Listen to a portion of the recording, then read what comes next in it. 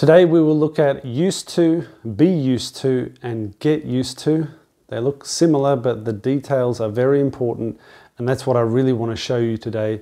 Some examples, and to really focus on the differences in each type and how they convert into German. So let's start with used to. I used to live in Australia. Now I live in Germany. But I used to live in Australia. Auf Deutsch, ich habe früher in Australien gewohnt oder gelebt. Is it gewohnt oder gelebt? I'm never really sure. So maybe you could give me a tip in the comments and help me with my German. Doesn't matter. Früher, ich habe etwas gemacht. I used to live in Australia. Oh, on the topic of German, Barbara made a video of hers on the same topic of used, used to, get used to, be used to. Hers is mainly in German. If you'd like to take a look at that after this one, of course, watch this video all the way and then check out her video. The link is in the description below. Be used to something. I am used to living in Germany. It feels normal for me to live in Germany. It does not feel strange. I am used to living in Germany. Auf Deutsch, ich bin es gewohnt, in Deutschland zu leben oder zu wohnen. I am used to living in Germany. It doesn't feel strange. And the third type is get used to something. I got used to living in Germany. I came here in 2007. A lot of things were strange or new for me. Strange food, strange language. I had to drive on the right side of the road. I wasn't used to living in Germany in 2007, but with time, after some years, I got used to living in Germany. Auf Deutsch, ich habe mich daran gewöhnt, in Deutschland zu leben. And this is another thing, I'm never really sure. Is it gewohnt? Ich habe mich daran gewohnt oder gewöhnt? I feel like gewöhnt is correct. I could easily check with Barbara. She's an expert. But even in class, I've heard some people say in Deutsch, na, it's gewohnt, and the other person says, na, it's gewöhnt. Again, help me in the comments, would be interesting to know. So, 3 examples. I used to live in Australia. That means in the old days. Now I live in Germany. I am used to living in Germany.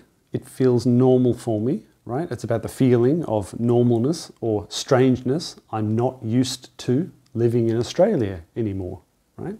I've been here since 2007. Now I am used to living in Germany. When I go back to Australia for a holiday, now it's strange for me to drive on the left, to hear the Australian accent everywhere.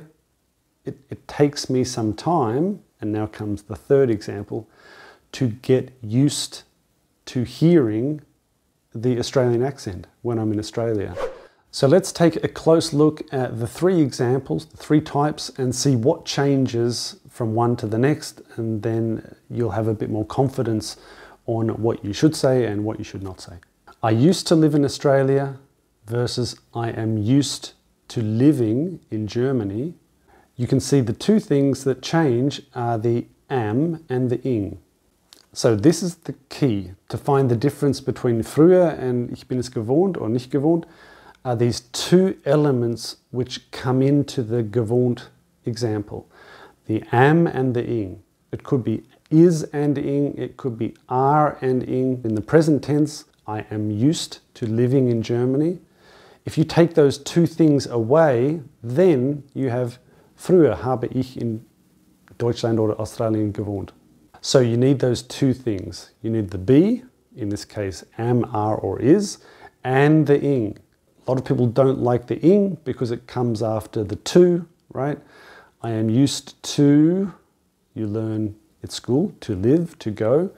But in this example, you need the so-called gerund, or you can just think of it, the verb needs the ing, okay? That's what I normally tell people. So I am used to living in Germany, not I am used to live. And it's the same with get used to doing something.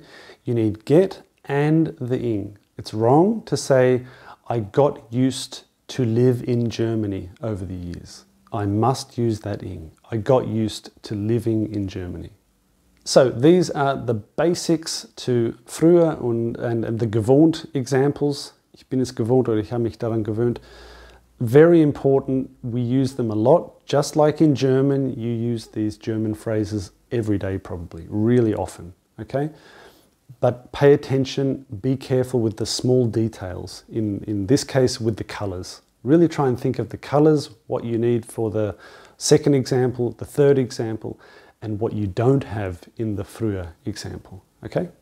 And remember, check out Barbara's video on used to, more German spoken in it, more examples. It's interesting to get another teacher's examples because sometimes they just make more sense for you, or it might just be one small detail helps you to really get it, the way that she visualizes it or the way that she explains it. And I would also like to make some more videos on these three types but going deeper. So there will be a video on used to, talking about how do you do questions or negatives, give you some more examples perhaps from songs. There are many songs that have used to in it. The Beatles have a very famous song with this in it, but I'd like to make another video for used to, I'd like to make another video for be used to, and another one for get used to. Again, questions, negatives, maybe some tests in them as well. Keep an eye out in the description below. When they're ready, I'll put the link in.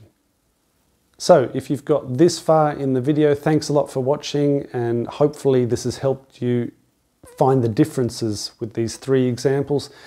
If you've got questions, put them in the comments. If you can help me with my gewohnt und geliebt problem, also help me out with that. It's always good to hear your feedback, and that helps us make better videos in the future. So thanks for watching. See you next time.